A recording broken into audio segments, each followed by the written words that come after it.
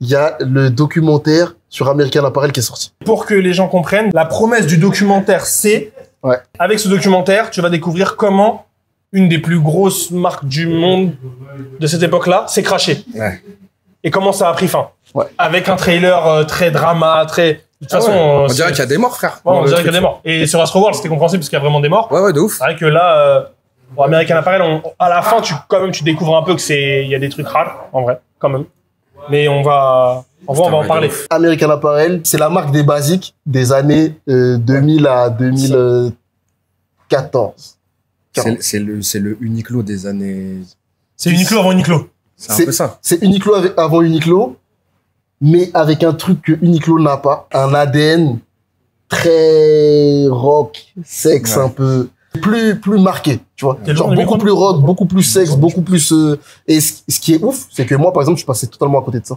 D'American Apparel? De la partie genre sexe de la marque. Non, mais c'est parce que tu vois pas, ferme ta gueule, c'est un autre débat. Gros, en fait, Sean, vous allez voir les frères, vous allez découvrir. C'est pas ça, frérot. Dans cette vidéo, vous allez découvrir que Sean, il voit pas quand il y a des nibards et tout ça. C'est trop relou. En fait, c'est comme tu vois dans Black Mirror, là, quand il y a des trucs floutés là. En fait, lui, c'est ça, quand il y a des nibards. Il a un filtre. Et c'est trop bien parce qu'il a regardé la vidéo Netflix. Là, vous allez la regarder, il y a des nibards partout. Vous allez le voir. Sean, il a pas vu. Et c'est trop bien. Il voit que quand c'est sa femme. Et je respecte ça. Moi, j'ai énormément de respect, frérot. Regarde, vous voyez ce qu'il fait? Je vois ce qu'il veut faire. La réalité, c'est que toi, dès que tu vois un livre, tu t'es en... Exactement. On va en parler, t'inquiète. Ça arrive. On va en parler. J'ai écrit des trucs, t'inquiète. C'est pas ça. Mais en tout cas, c'est une marque qui a réussi à se faire connaître parce que les produits étaient bien, mais c'était des basiques. En gros, des t-shirts, des culottes, des shorties, tout, en fait, des chemises, des gilets, des hoodies. Très, très basiques. Pas de logo. Mais en même temps, l'ADN de la marque est très rock. Mais c'est parfois incompatible avec le fait d'être, tu sais, le basique et le rock. C'est pas forcément compatible. Ah ouais, non, clairement pas. Et puis même, c'était très coloré. Et très coloré. C'est pas forcément le cas aussi quand t'es un peu dans le délire rock, punk, tout ça. Ah, complètement. Les couleurs, c'est pas ce qu'il y a de plus mis en avant. Complètement. American Apparel, fondé en 1989 quand même, hein. Donc avant les années 90. Avant nous? Moi, j'étais pas né. Toi, t'étais né, toi. T'avais déjà 6 ans, 7 ans? Non, il avait 0 ans. Non, mais ça se trouve, t'étais pas né. 1989. T'étais en 80. J'avais un an. T'avais un an? Ouais, j'avais un an, je suis né en 88. Et en fait, c'est une marque qui est fondée à Montréal, qui se délocalise 8 ans après à Los Angeles, fondée par Dov Charney, dont on va parler longuement dans cette vidéo. Il arrive à Los Angeles et en fait, la marque au début, American Apparel, c'est une entreprise qui fabrique des basiques, des t-shirts qui ne fabrique même pas elle-même au début. Hein. Elle sous-traite, donc elle travaille avec comme une marque de vêtements en fait. Hein. Elle va dans une usine, elle dit s'il vous plaît, faites-moi des sapes. Et en fait, au final, petit à petit, il commence à fabriquer lui-même, à prendre des machines et tout ça, à fabriquer à Los Angeles. Et à la base, c'est pas du tout une marque qui se vend en magasin, c'est une marque qui se vend à des imprimeurs de textiles, à des entreprises qui ont besoin d'uniformes, parce que c'est des t-shirts blancs et après derrière les entreprises, elles impriment ce qu'elles veulent dessus. C'est vraiment une marque comme Fruit of the Loom ou comme Gildan, c'est des blancs. Exactement. C'est un t-shirt vierge, tu prends, t'imprimes, tu vends. C'est une base. C'est vraiment une base. Et c'est une des seules marques qui est devenue plus connue derrière pour en fait devenir une vraie marque de vêtements toute seule. Mais c'est la première marque qui est devenue une marque de blanc pour les gens. En mode, en fait, pour faire tes tenues, t'as besoin d'un basique. Et il y a cette traîne, vraiment le tout début de la traîne de hype là. En gros, ce qu'on appelle un hipster de base, c'est pas ce qu'on voit là, ce qu'on a vu dans les années 2016, 2018, etc. Où il y a des mecs en off-white qui ont gravé des trucs. La base d'un hipster, c'est un mec qui est à contre-courant. En mode, tout le monde s'habille normalement, peut-être avec du streetwear, tout ça. Lui, il va s'habiller un peu rétro, avec des vêtements un peu décalés, des t-shirts un peu à l'ancienne, tout ça. Et c'est devenu la marque de ces personnes-là. Tous les leaders un peu, ils se sont mis à porter cette marque, les Beyoncé, les Rihanna, etc. C'était le vêtement que tu pouvais prendre pour agrémenter, en vrai, tes tenues, tu vois. Et moi, j'avoue, j'en ai beaucoup porté, parce qu'ils étaient aussi experts dans le fait d'aller loin dans les différents t-shirts. Et par exemple, ils faisaient des col V extra V. Tu sais, genre, t'avais le col V qui arrivait là, normal, et ils faisaient des col V qui arrivaient là. Qui arrivaient au nombril, presque. Ouais, c'était n'importe quoi, gros. Et j'avoue, je portais ça. Ils portaient que ça. Mais gros, en fait, il y a... Ouais, c'est ça, mais en vrai, c'est la tendance, mais c'est la tendance qui n'est pas généralisée, c'est la tendance... Enfin, à l'époque, j'ai l'impression, même dans les images du documentaire, ils montrent qu'il y a Von Dutch qui fait des trucs très graphiques, très agressifs visuellement, par exemple, j'ai l'impression. Et à côté de ça, t'as American Apparel qui fait l'inverse de ça, qui fait des t-shirts basiques, une seule couleur. Et c'est pas là-bas où ils vont se différencier, quoi. C'est sur d'autres choses, c'est sur l'identité, c'est sur comment c'est fabriqué, c'est sur la communication, j'ai l'impression. Et c'est sur des... Tu vois, par exemple, quand tu vois un t-shirt Uniqlo, c'est un Pro Club que t'as là. Non. C'est quoi? England. Ah, c'est England. England. Bah, tu vois, il y a des t-shirts, t'arrives à les repérer directement par rapport au col, par rapport aux coutures, etc. Ils avaient réussi à faire ça de fou American Apparel. Je sais pas si vous vous rappelez le clip de Day and Night de Kid Cudi. Tu vois, là, pour moi, Kid Cudi, c'est le mannequin American Apparel. Frérot, et quand je vois American Apparel marqué, je pense direct à Kid Cudi. C'est la première personne qui me vient en tête quand je pense à cette marque-là. pas dans le documentaire du Kid Cudi. Et on va parler de Netflix après, frérot. Moi, j'ai un problème. Ils ont fait disparaître Kid Cudi. Alors moi, j'ai pas la rêve de Kid Cudi. Parce que pour moi, vraiment, je te dis, vraiment, quand tu me parles de cette marque, tu sais, quand tu parles des artistes portés, etc., moi, je pense direct à lui. C'est vraiment son petit hoodie zippé, alors c'est American Apparel. C'est vraiment ça. Ouais, c'est vraiment ça. Et c'est vraiment le mec, tu vois, ce que tu disais tout à l'heure, le mec qui est un peu en marge et qui s'habille d'une certaine manière et qui rapporte un certain style. Lui, c'est vraiment l'archétype de ça. On le voyait tout le temps traîner avec cette espèce de gilet avec les 2 cordons blancs. Ouais. C'est un peu le gilet que tout le monde a eu. Oui, c'est ça, j'ai l'impression que c'est moi. American Apparel, pour moi, c'est ce gilet-là. J'en ai racheté. Il y a des violets et tout ça un peu. T'as racheté? Ouais, j'en ai racheté il y a pas longtemps parce que je voulais refaire un basique et American Apparel complet. Ok. En fait, je trouve que ce gilet, il était trop bien. Et moi, je l'aimais bien en gris chiné un peu là. Il était trop bien, je vous montre un peu. Tu voyais la fermeture éclair très blanche et tu voyais ces gilets. C'est des gilets qui ont été appropriés par tout le monde, genre les Bookzer qui allaient danser le logobi, ils portaient serré avec un nœud blanc, tu vois. Mais en même temps, ceux qui dansaient la tectonique, ils allaient porter ce gilet-là. Et en même temps, les Kid Cudi, ils portaient ce gilet-là. Et en même temps, Beyoncé, elle allait acheter ces vêtements-là. L'époque Rihanna où elle est... Même Lil Wayne, frère. California. Ouais, Lil Wayne aussi. Le violet, Justin Bieber, Clip Baby, t'as raison de fou. T'as raison de fou. C'est très fort. C'est quoi le problème avec Netflix? Moi, le format, il m'énerve. Ah ouais, carrément. Moi, le format, il m'énerve. Et le problème, c'est que le sujet American Apparel, c'est un vrai sujet de ouf. En mode, c'est une marque qui a été trop importante pour plein de gens, même des gens auxquels on pense pas quand on regarde American Apparel. Par exemple, American Apparel, si je tape là, je fais le test. Comme ça, vous voyez en temps réel. Je tape American Apparel. OK? Là, par exemple, vous voyez partout les images. Ce qu'on voit le plus, là, quand tu regardes, on voit le fait que les vêtements, c'était des basiques. Ouais. Des vêtements que tu peux croiser un peu partout. Tu vois un autre truc, tu vois la typo. La typo, c'est Helvetica. OK? C'est Helvetica, trop forte, la bold. Si je tape Off-White, c'est la typo. C'est la typo d'Off-White, frérot. En fait, la typo qui est utilisée partout. Ouais, c'est la même typo. Elle est folle, la typo. C'est exactement la même typo. Quand Virgil Abloh, il arrive après American Apparel, il arrive aussi avec cet héritage-là. En mode, il a repris une imagerie qui a déjà fonctionné. Le fait d'utiliser, genre de prendre des vêtements un peu simples, d'utiliser une typo dessus, que genre tout le monde un peu, qui est très familière, que tout le monde connaît. Bah en fait, ça a été fait genre 4 ou 5 années avant et la boîte elle a craché et c'est réutilisé par Virgil Abloh juste après. Et quand tu regardes les campagnes de pub, etc. aussi, c'est pareil. C'est très semblable, frérot. C'est vraiment... etc. Il y a beaucoup de gens qui reprennent ça. Donc tu dis que, par exemple, ne pas parler d'Off-White, en tout cas, ne pas montrer l'impact que ça a eu culturellement, globalement, c'est un échec, entre guillemets, là, sur Netflix. Pour moi, c'est un échec, mais la promesse du format, c'est de montrer le crash. Ouais. C'est-à-dire, il nous faut du sensationnel, il nous faut des moments... Un format court, parce qu'au final, c'est même pas une heure.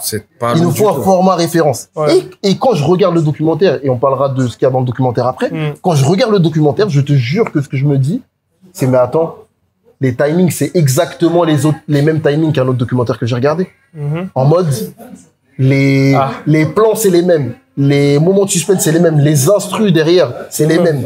En fait, genre, les SFX, c'est les mêmes. Les problématiques sont les mêmes. Genre, les personnages sont les mêmes. Genre, par exemple, tu vois, il y a une idée reçue sur Internet de, Netflix a un agenda gay. En mode, faut mettre en avant des personnages gays, etc. J'ai même pas l'avis là-dessus. Moi, je pense que l'algo, de toute façon, il te recommande les produits que toi, tu veux regarder. Si il y a trop de trucs gays, c'est que maybe.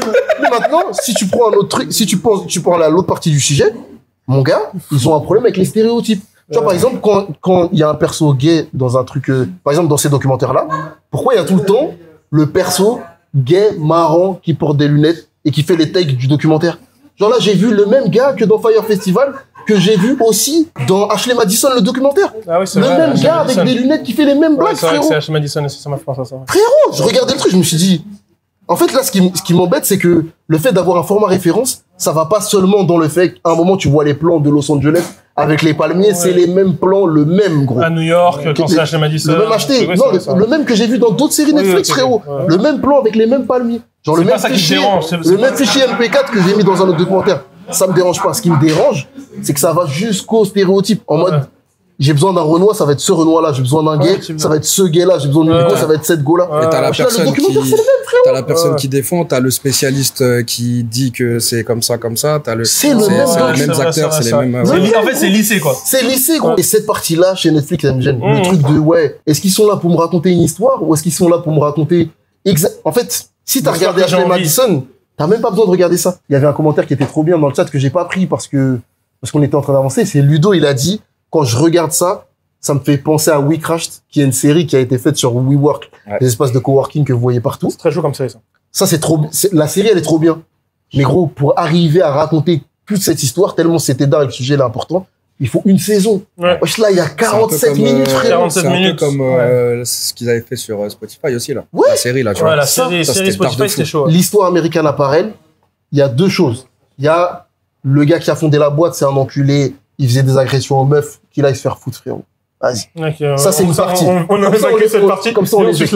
Comme ça, on l'éjecte. Mais la deuxième partie, les frères, ça reste quand même une histoire textile incroyable avec des gens qui, genre, de tous les participants sont incroyables. Genre que des gens normaux, random, puissent rentrer, être mannequin pour la marque. Que des gens normaux, random, puissent rentrer, être, genre avoir des postes à responsabilité. C'est fou, frérot, la meuf qui dit, je drop mes études. Parce qu'en fait, là, c'était soit je faisais mes études et j'allais au bout et j'étais pas sûr d'avoir un job, soit je quittais maintenant, j'allais chez American Apparel. Je sais que j'ai un job et je vais avoir le même job que si j'avais fini mes études. J'y vais tout droit, mon gars. Gros, la phrase qui m'a marqué, moi, peut-être qui m'a marqué même de tout le docu le plus, c'est, ils avaient une consigne, les gens qui travaillent dans les magasins, c'est, si tu vois quelqu'un voler une sape, dis-lui qu'on recrute. C'était ça, la version anglaise de ça. C'est en mode, si il y a un mec assez fou pour se dire, vas-y, je vole des sapes. Dis-lui, frère, viens travailler chez nous. En vrai, c'est cette énergie-là qu'on veut. Moi, ça m'a fait kiffer le début du documentaire. Je me suis dit, putain, c'est chaud. C'était ça, American Apparel. Ouais, c'est chaud. Parce que moi, j'ai jamais vécu cette partie-là d'American Apparel. Je pense que c'était vraiment, même en France, je suis pas sûr que ce soit aussi zinzin. Je pense que c'est vraiment très américain. C'était là-bas. C'était très américain, tu vois. Va marcher en slip à côté de quelqu'un dans un bureau, frérot, tu vas voir. En France. Est-ce que vous avez appris des choses en regardant ça? Moi, je connaissais pas American Apparel comme ça. Moi, pour moi, American Apparel, c'est le hoodie de mon pote, gris, zippé. Et je n'allais pas plus loin que ça. J'avais aucune idée que déjà, c'était Made in USA. J'avais aucune idée que la marque était aussi énorme. Trop bien ça. Gros, c'est fou. On parle quand même d'une entreprise qui fait tout de A à Z à Los Angeles dans son atelier d'1 million de mètres carrés, qui va je dessine le produit, je l'envoie en chaîne de production, ils font le tissu, ils coupent le tissu, ils montent la pièce, ils vont dans le bureau du marketing pour voir comment ils communiquent sur la pièce, ils vont dehors, ils mettent dans leur boutique, ils vendent dans le monde entier. C'est phénoménal. Et c'est une folie qu'on y retourne aujourd'hui. Parce que si tu regardes la problématique que les États-Unis ont en ce moment, c'est d'avoir le contrôle sur les chaînes de production, etc. Parce qu'ils se sont rendus compte qu'ils étaient dépendants de la Chine, et c'était déjà le sujet à l'époque. Dove, il dit non, on est en guerre avec la Chine. Et les gens disaient déjà à l'époque, donc en 2004, 2005, 2006, ça ne sert à rien de faire du textile aux États-Unis, arrête, va en Chine, sois normal. Et lui, il disait, moi, c'est pas en ça que je crois. Je crois qu'on peut faire des sapes ici, qu'on peut faire des bêtes de sapes, que ça peut marcher, qu'on peut être riche de fou. Et gros, sa promesse à lui, là, gros, ça, c'était zinzin. Gros, c'était zinzin. Et la marque, elle s'appelle quand même American Apparel. Et si tu regardes la marque et que c'est produit aux États-Unis, c'est difficile de faire mieux. C'est ça, c'était difficile de faire mieux, les frères. Ce qui est fou, c'est que, j'en parlais vite fait à Sean tout à l'heure, une fois, on est parti à Los Angeles avec Monroe. Pour aller voir les bureaux, c'était des bureaux Uniqlo. Là où ils font du jean, etc. Ça, c'était en 2019. C'était en 2019. 2020, On arrive, donc c'est dans un secteur qui est un peu excentré par rapport à la ville. Et je pense qu'il y a plein d'usines là-bas, tu vois. Et quand on arrive à l'endroit où il y a Uniqlo, et le premier immeuble, c'est l'immeuble qu'on voit dedans. C'est American Apparel. Ça veut dire on est devant l'immeuble American Apparel et il est déjà abandonné. C'est déjà en mode, on voit qu'il y a plus rien.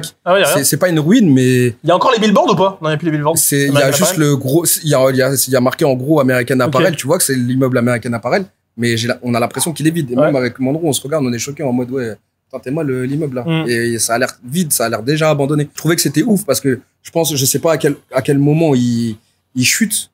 C'est quoi l'année de chute? C'est en 2014, Dove se fait virer. 9 mois après, en gros, ils sont en cessation de paiement.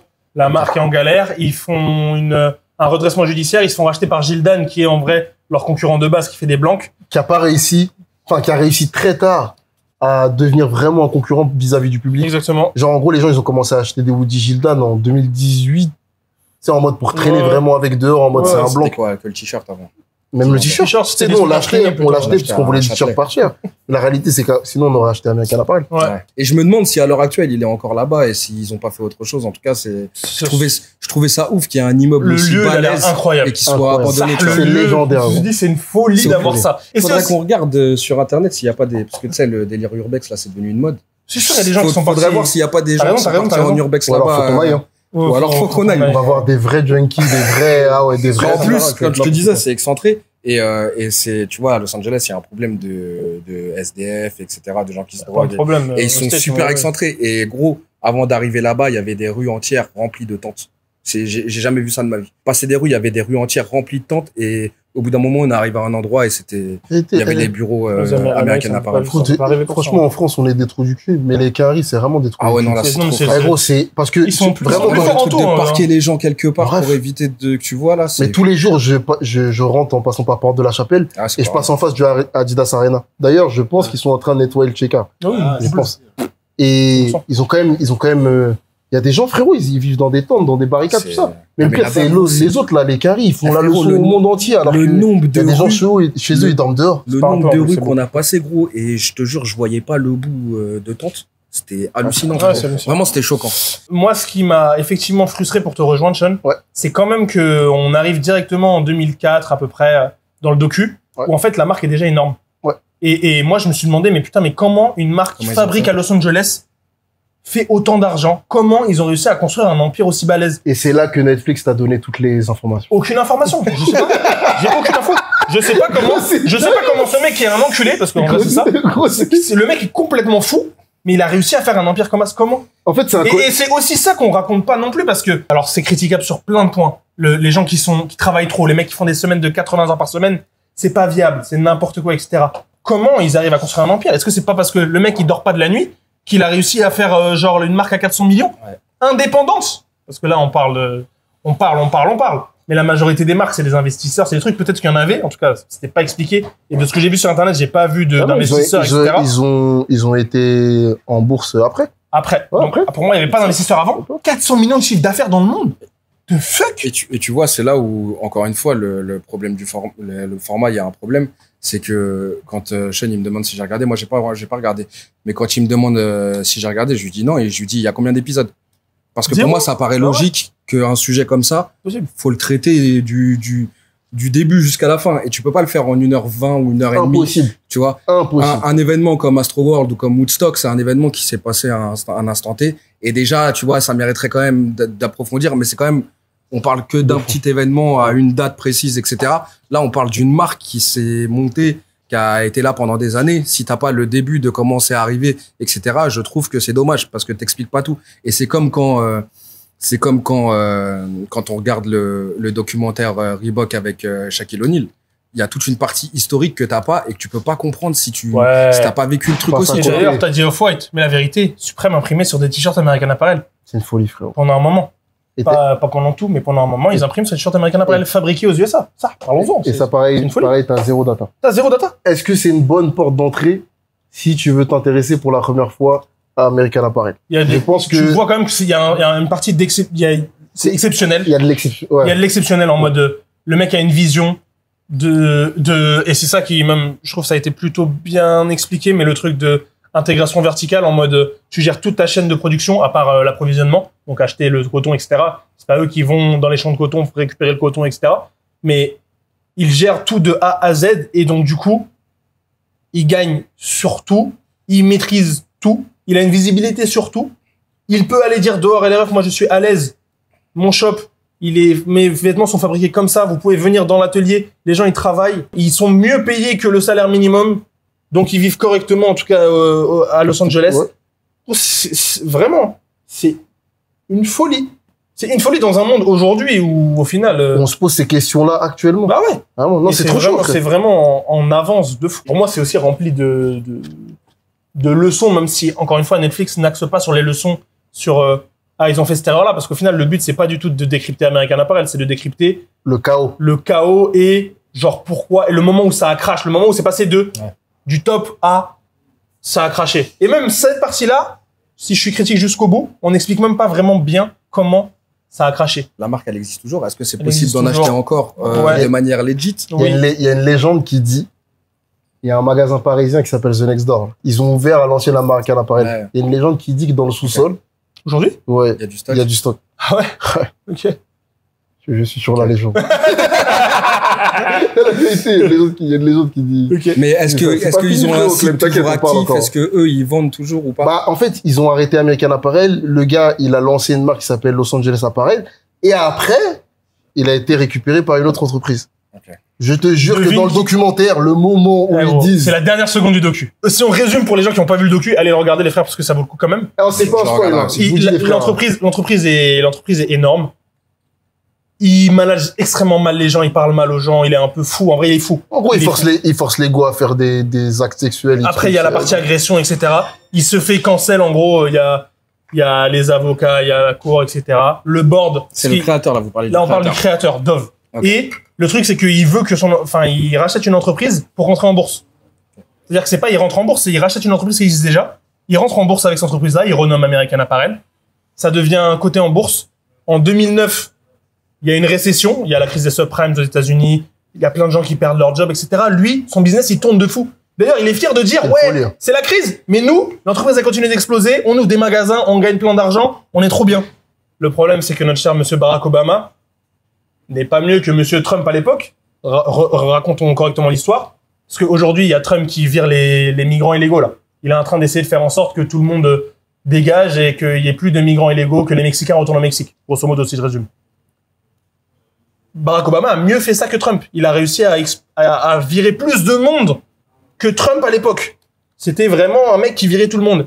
Et ça s'est vu. En 2009, Barack Obama a dit on va faire la guerre à tous les gens qui ont des entreprises et qui font travailler des travailleurs illégaux.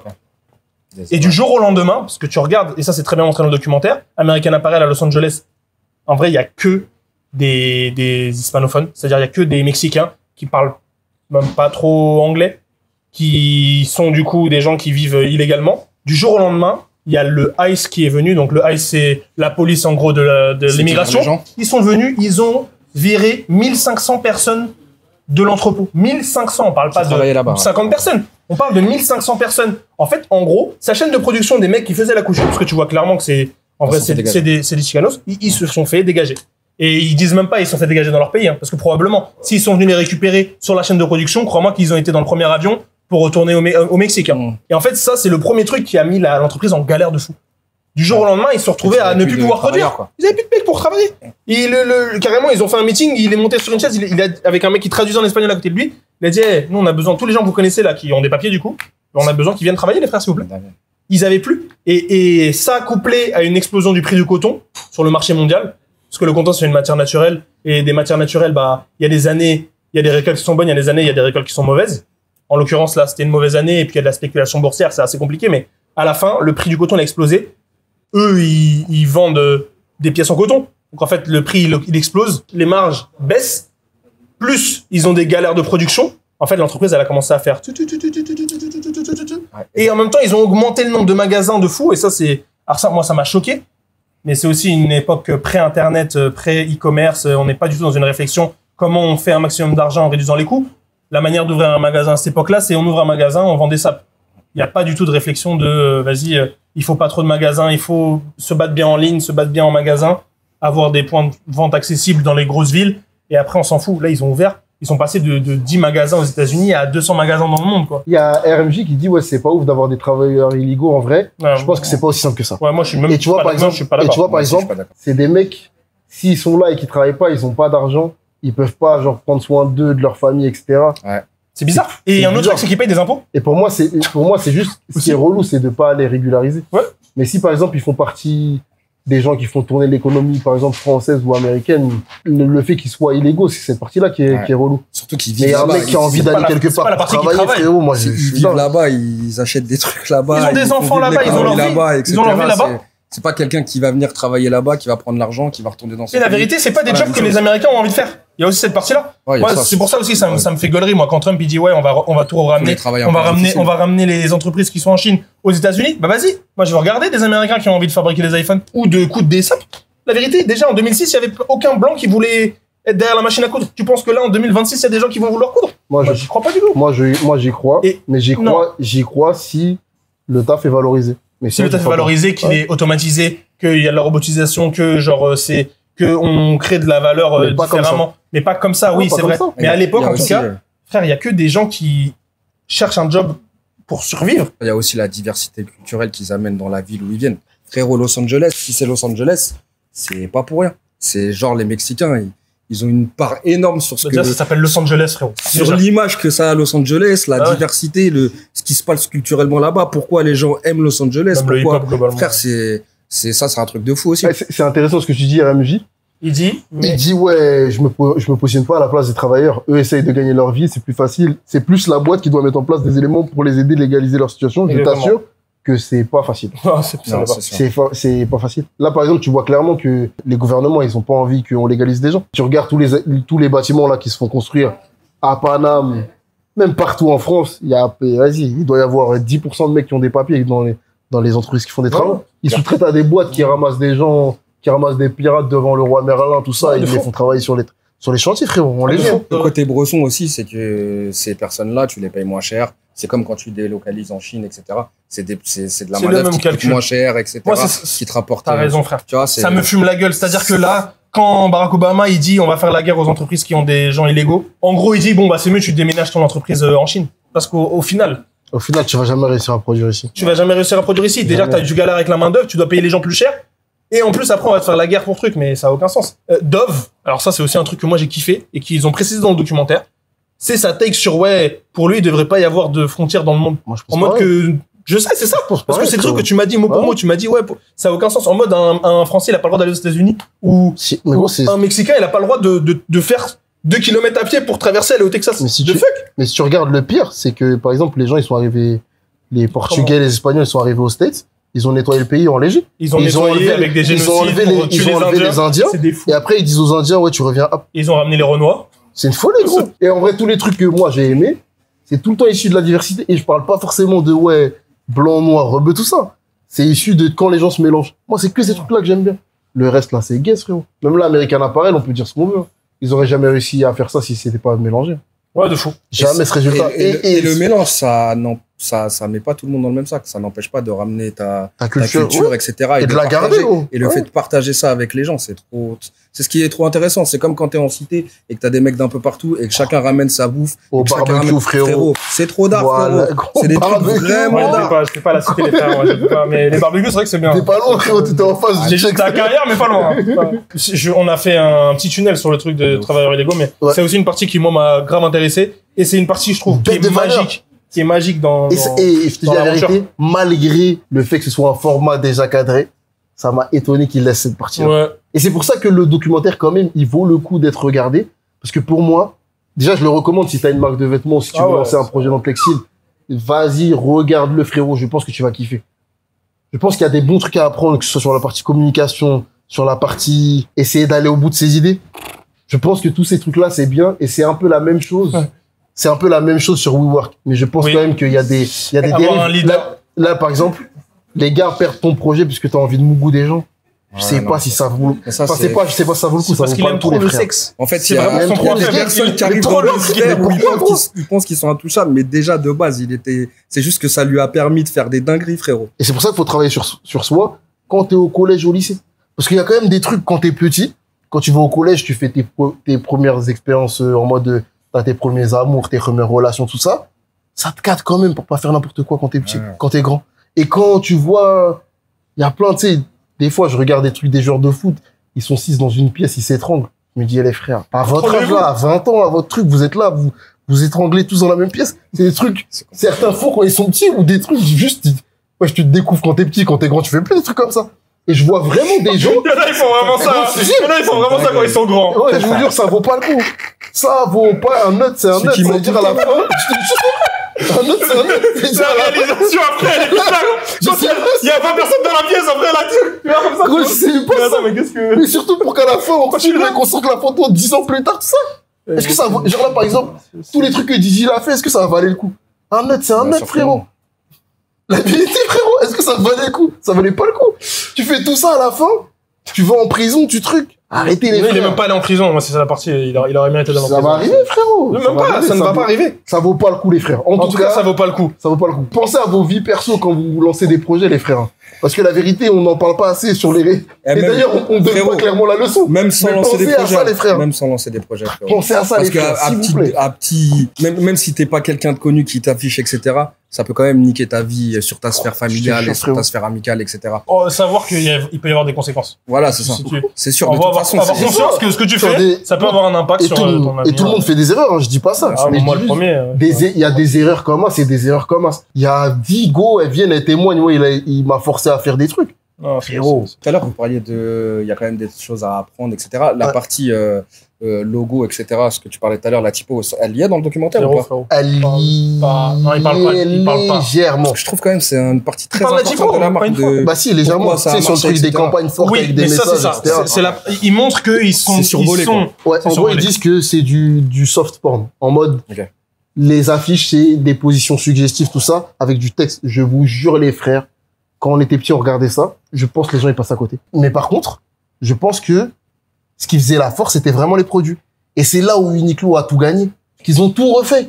Ouais. Ils ont tout refait. Genre moins vif. Les couleurs sont moins vives, mais c'est la même chose. Vraiment. Ils ont tout. Et encore, gros. Vraiment, là, les couleurs sont moins vives. Et encore. Il y a des trucs pétants quand même, hein. Des violets pétants, des trucs. Mais mon gars, quand il y a des, tu regardes les premiers Woody Uniqlo, il y avait vraiment toutes les couleurs. Ah ouais? Ouais. Et même au Japon, tu vois, il y a vraiment toutes les couleurs. Certaines collabs, etc., il y a quand même. Gros. Ils ont tout repris. Sur leur basique, c'est un peu moins. Ils ont enlevé tout ce qui est sulfureux, les problématiques liées aux gestions internes, le sexe, tout ça, là. Ils ont été tout droit, frérot. Ça, c'est une partie que j'ai découvert avec American Apparel. Ça, j'avoue, hein. Je suis pas là-bas dans le truc de soft porn, etc. Mais j'ai trouvé du génie dans ça. Je vois où t'es. Je suis en Ibar. Je suis en Ibar. Il y a une réalité. C'est quand même que les visuels, gros, c'est trop fort. Ils sont trop forts, frère. En vrai, c'est aussi très fashion. Hein. Les shootings sont quand même... Tu sais, c'est des shootings que tu peux aller retrouver sur des Jean-Paul Gaultier. La mode vraiment poussée en mode la nudité, le truc. Et en fait, ils ont utilisé ça sur du mass market, en vrai. Le mass market, en vrai, les gens qui consomment du porno, c'est les gens de tous les jours. La vérité, si tu regardes. Il y a KZ qui dit, j'y travaillais à la boutique Arrêt Plus, c'était clairement du soft porn. Même en France. Merci KZ pour le retour, c'est intéressant. Et gros, ça veut dire, on s'est croisés. Moi, j'ai acheté mes grands colvés comme ça là-bas. C'est lui qui te les vendait. C'est une folie. Par contre, moi, je suis pas d'accord avec ça. Pour moi, la mode, c'est pas ça. Ok, c'est le corps, c'est supprimer le corps. Mais c'est en mode réussir à trouver des coupes qui vont mettre en valeur le vêtement ou cacher des trucs que t'aimes pas, etc. Pour moi, c'est ça. Mais le sexe, c'est pas la mode. Et par contre, le sexe, c'est un moyen de tout vendre. Il y a un bouc là, un jour, une vraie histoire. Il y a un mec qui est arrivé au bureau Camino, frérot. Il avait une boîte en carte. Il dit, j'ai été dans une boulangerie. Je leur ai dit que j'allais chez Camino. Ils m'ont donné des pâtisseries. Vas-y, est-ce qu'on peut faire un bail? Ça allumait un téléphone pour filmer, carrément. Et gros, et il y avait plein de gens, d'ailleurs, il y avait des chefs de projet, tout ça, ils regardaient le truc. Il ouvre la boîte, les frères en carton. C'était des sgegs avec de la sauce tomate ou je sais pas quoi. C'était des sgegs en pâtisserie. C'est une dinguerie. Ah, c'est un moment classique Camino. Quand il a débarqué avec le sgeg. Gros, d'ailleurs, c'est la dernière fois qu'il est venu au bureau. La dernière fois. Et on a dit, on n'est pas là-dedans, frère. C'est bon, je lui ai dit, mes frères, ça a coupé direct le truc, ça dit, qu'est-ce que vous faites, les frères? Ils pensaient qu'on allait faire une dégustation de sgeg en pâtisserie, en 4K qu'on allait passer sur Camino. Moi, je me suis dit, en pâtisserie, ça aurait été légendaire. Jamais j'aurais fait ça. Et il y a des vidéos de ce restaurant-là, ils tiennent le truc, ils font quand même tout ça, là, tu vois, c'est trop abusé. Je suis d'accord sur la partie sexe, mais ça pour dire que ça apporte pas grand-chose. J'entends. Mais ça m'a pas choqué. Et leur but, c'est de choquer et de faire en sorte que... Et aussi de dire à un mec, ouais, tu vas porter ce vêtement, tu vas réussir à gérer des go. Et il a cru ça, Dov. Ou des mecs. Ou des go. C'est ce que c'est sa life. Il a cru ça, mais les go, au final, c'est sa life. Même si t'étais patron de la boîte, les go, elles voulaient quand même pas mon go avec toi, gros. Dans ces cadres-là, les gens, dès qu'il y a du sang dans leur zizi, il y a des... Non, c'est vrai, frérot. Ça fait beaucoup. Ils font n'importe quoi. Et la vérité, et je sais. Et tu vois, on met souvent en avant, la liberté des gens, ils font ce qu'ils veulent, que ce soit les gars comme les go. Et vas-y, on aime bien mettre en avant ça. Mais la réalité, c'est que même ceux qui vont faire des films où ils combattent, après 2 ans, 3 ans, 4 ans, ils disent, ouais, vas-y, j'ai envie de faire autre chose. Et ils se refont, tu sais, ils essaient de se refaire une image, tout ça, et c'est compliqué. C'est-à-dire, mieux vaut ne pas y aller, frérot, plutôt que y aller après. Ce qui est très fort avec la DA, je trouve, des shootings, etc., c'est que je trouve que c'était le cadre, le délire photo avec la typo, avec la petite histoire sur la personne qui est prise en photo, je trouve ça génial. C'est imbattable. C'est imbattable. C'est-à-dire que tu vois le truc et tu sais que déjà c'est une pub American Apparel. T'as pas besoin d'avoir d'écrit American Apparel en gros. Ça te raconte une histoire. Ça te fait découvrir une personne potentiellement. Au-delà du truc du soft porn, il y avait aussi des photos qui étaient juste cool, je trouve, et qui mettent en avant des personnes, etc. Et qui vont, même si j'étire, je vais contredire ce que je viens de dire. Mais il y a un moment donné dans le documentaire, j'ai dû mettre pause. J'étais obligé. Je vais en Ibar, j'ai dû mettre pause. Je me dis, non mais les refs, attendez. Parce que vous savez, je pense que t'as même pas vu. J'ai reconnu quelqu'un. Non, mais pas que je connais personnellement. Pas que je connais personnellement. Je vois Linda, elle est en train de me regarder. Elle dit, mais qu'est-ce qu'il va dire comme folie? Linda, écoute-moi bien. Linda,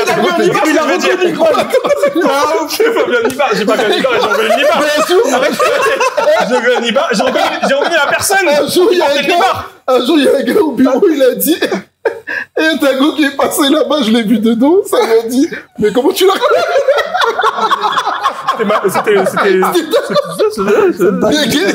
C'est Bouche qui a dit ça. C'est fou, toi. Bouche, t'es un grand fou, toi. Je l'ai reconnu de dos, et puis là, ce que tu vas faire, c'est venir et dire c'est vrai. Parce que c'est la réalité. C'est vrai? Ouais, c'est juste ça. Non, mais gros, les cheveux. Les cheveux, bien ouais. En fait, la coupe. Tu vois un peu comment ça plonge. Bon. Maintenant, j'ai mis pause. Parce qu'en fait, non, les frères, arrêtez. On est en 2010, c'est pas le Nibar. J'ai reconnu Léa Seydoux, qui est quand même l'une des plus grandes actrices françaises de ces 10 dernières années, qui a fait une campagne, qui est James Bond Girl. Non, arrêtez. Je vais pas me laisser me couper. Je vais finir mon point. Elle a toujours pas eu ses spaghettis bolognaise. Arrêtez. Léa Seydoux, qui est une des plus grandes actrices françaises, qui s'est retrouvée dans les James Bond, qui est super connu, qui a fait... Grand respect là, c'est tout, qui est dans Death Stranding. Je savais, il allait dire ça. Non, mais frère, de fou. C'est une personne qui est connue de fou mondialement aujourd'hui. Comment tu l'as reconnue? Mais je l'ai reconnue parce qu'en fait, elle a la même tête. Et en fait... Mais attends, je croyais qu'il allait dire le même Nibar. Ah, ok, il avait la tête aussi, le frère. Arrêtez. Mais moi, il y a des photos américaines Apparel, c'est vrai, mais non, là... Et en fait, sur le petit texte, il y avait écrit en français, ouais, photo de Léa, qui est une jeune artiste de Paris, tout ça. Et ça se voyait qu'elle était inconnue à cette époque-là. Et j'ai kiffé aussi de voir... C'est vrai que ça aurait été mieux sans Nibar. Mais c'était d'art de mettre en avant quelqu'un de Paname qui était inconnu, qui après est devenu connu, qui est parti pub Louis Vuitton, tu la vois dehors, elle est sur des billboards. C'est une star internationale, c'est devenu un monstre. J'étais surpris et agréablement surpris de voir qu'ils mettent en avant des personnages de lieux, je trouve ça d'art. Et si tu regardes, une de mes campagnes préférées, c'est la campagne The Couples, c'est exactement la même chose. C'est exactement mettre en avant des gens. De mettre en avant des gens. Et c'est une campagne qu'on essaye de faire là sur Ensemble pour mettre en avant les lunettes et des produits qui vont sortir. J'aime trop ce truc-là, là, de mettre en avant des profils qu'on connaît ou qu'on connaît pas. Mais, par contre, le faire en collectif. Parce que je trouve aussi, il manque ces trucs-là. On n'arrive pas à avoir des collectifs qui durent longtemps, vraiment. Et Dove aussi qui fait en sorte de faire poser certaines personnes de la marque. Je trouvais ça stylé aussi. Quand c'est pas subjectif, bizarre, parce qu'il y a des moments où ça l'était pas. Il y a des moments où ça l'était, malheureusement. Même il y a des moments où il y a des photos, il y a pas de t-shirt, tout ça, c'est abusé. Et le truc de faire intégrer aux membres de la marque qui travaillent les shootings et tout ça, le marketing, il y a quand même des trucs qui sont terrifiants dans cette histoire-là, et des trucs qui sont géniaux. C'est aussi ça qui est difficile à naviguer quand t'es en face. Sur le truc de physique, il y a quand même un moment dans le documentaire où ils disent de manière très claire, on te recrutait pas chez American Apparel pour travailler parce que t'avais des qualités, ou on regardait pas ton CV, on s'en battait les couilles, t'avais une bonne gueule ou un bon corps pour dans leur standard, t'étais recruté. Je pense que c'est critiquable pour plein de trucs. Mais moi, j'ai fait un parallèle dans ma tête. Quand on sort dehors, les gens ils disaient ouais, pour travailler chez Camino, faut avoir du swag, sinon t'es banni, tout ça. Et je voulais parler de ça avec vous en mode c'est quoi le pourcentage de gens genre il faut rentrer on doit avoir du swag pour rentrer chez Camino ou pas? Est-ce qu'on doit avoir du swag pour rentrer chez Camino? On peut même appeler ça coup aussi. Je vais capter le piège, je crois que c'était un truc, tu sais ce que je veux dire? Ouais, ah le bâtard. Allez, bâtard! Il est en train de travailler! Il est en train de faire du montage! Attends, on voit pas, c'est ton short. Ouais, va. Ça va, gros, ça va. Ah, c'est la taille des shorts? Non, c'est... On demande est-ce qu'il faut avoir du... Est-ce qu'on recrute au swag chez Camino?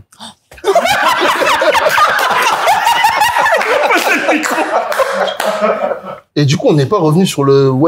par qui Dove a été recruté. On n'est pas revenu à ça. Mais en vrai, tout est tellement cohérent. En vrai, quand t'es un humain catastrophique, malheureusement, c'est dur de pas en faire une entreprise catastrophique aussi. J'ai l'impression que les entreprises ressemblent quand même à leurs dirigeants jusqu'à un certain niveau, je pense, mais dans les faits, il faisait en sorte que les gens biffent entre eux, il se moquait des gens, il parlait mal, et c'est fou, parce que dans le documentaire, il y a vraiment des rushs de mecs qui, caméra volée, qui filment pendant les meetings, où ils biffent les gens, où ils insultent, mais des dingueries, gros. Mais des fois, il regarde le téléphone, quand même.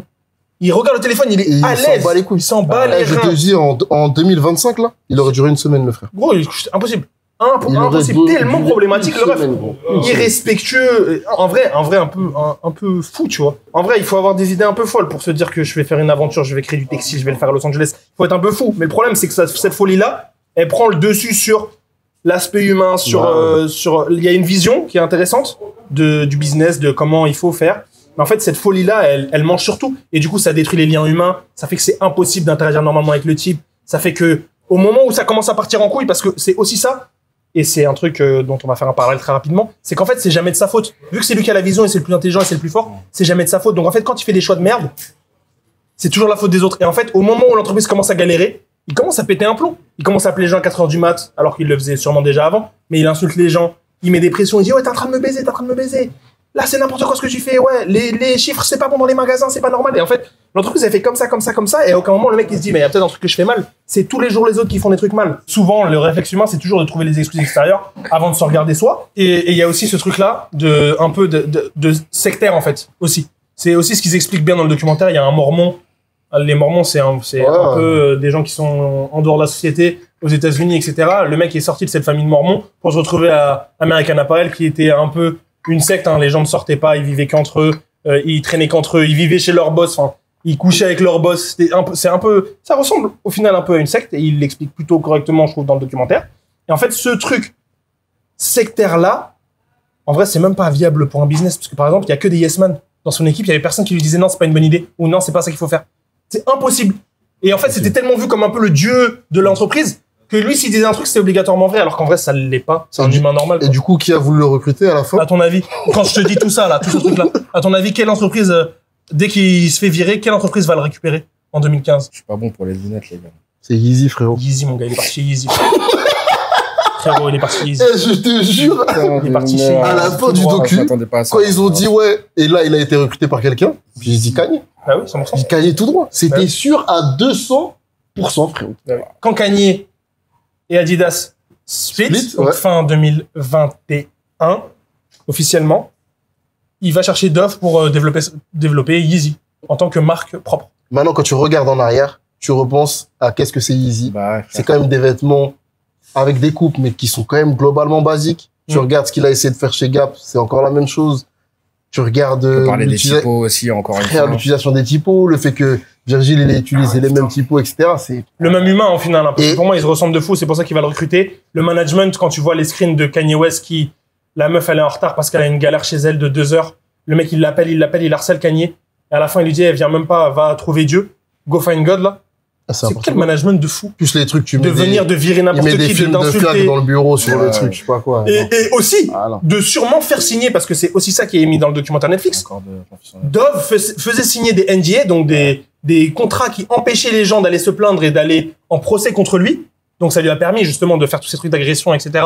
et d'être tranquille, parce qu'il menaçait les gens. Tu peux pas aller en procès. T'as signé le contrat, je te paye bien. T'as signé le contrat, tu peux pas aller m'attaquer en procès. C'est là tu vois quand même la justice américaine, c'est chaud de fou. C'est trop bizarre, gros. Les États-Unis, c'est trop bizarre. Et Kanye, pourquoi personne de Yeezy n'a parlé quand il s'est passé tous les trucs bizarres? En mode du jour au lendemain, il y a plus Adidas, du jour au lendemain, tout le monde s'est fait virer. Pourquoi? Tout le monde avait des contrats. Ils ont tous signé des NDA. C'est sûr, personne peut parler carrément. Et au States, c'est faire sauter un contrat, frérot. C'est bête, frérot. Carrément, là, à la fin du documentaire, qu'on vous invite à regarder jusqu'à la fin, il y a les témoignages qui ont été refaits par des acteurs. C'est dur, c'est les témoignages. Parce qu'en fait, ils peuvent pas faire un procès. Ils peuvent pas faire un procès public. C'est impossible avec un jury, etc. Ils sont obligés de faire un procès fermé où il y a que eux et le juge pour parler. Et c'est une arbitration. Je sais même pas légalement ça ressemble à quoi. C'était pas un procès, frérot. C'est un peu une médiation. C'est une médiation pour trouver une solution à la situation. Leur but, c'était de changer la loi pour faire en sorte que les contrats qui ont été signés par ces gens-là quand ils étaient jeunes, qu'ils puissent être cassés. Ils ont pas réussi. Ils ont changé la loi pour l'avenir, mais pas pour le passé. Pour le passé? Ok. Je crois. En tout cas, là, t'as plus le droit de, je crois, j'espère, en tout cas. C'était dur. Mais vraiment un documentaire qui mérite d'être regardé. Qui mérite d'être regardé. Et d'aller creuser sur la marque. Une histoire qui mérite d'être mieux racontée, c'est vrai. Peut-être on va faire une vidéo là-dessus. C'est fou, hein. American Apparel, c'est une sacrée histoire qui a des aspects complètement catastrophiques et horribles quand t'as, des gens, des humains qui sont malveillants en vrai aux commandes. ça crée des situations comme ça. J'avoue, j'aurais aimé avoir un Dove bienveillant, un Dove qui a une vision, qui est bienveillant, qui traite bien les gens et qui fait pas n'importe quoi avec son zizi. Je pense qu'on aurait pu avoir, on aurait eu une marque encore plus légendaire qui existe encore aujourd'hui. Ça aurait été incroyable.